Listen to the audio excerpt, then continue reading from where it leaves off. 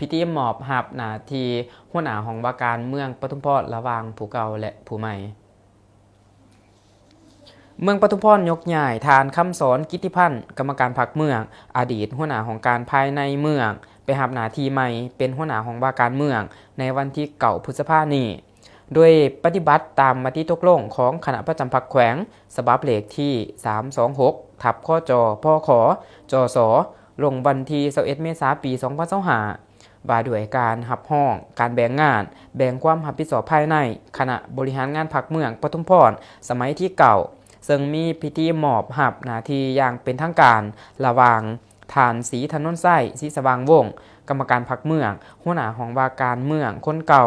และฐานคำสอนกิตติพันธ์หัวหน้าของว่าการเมืองคนใหม่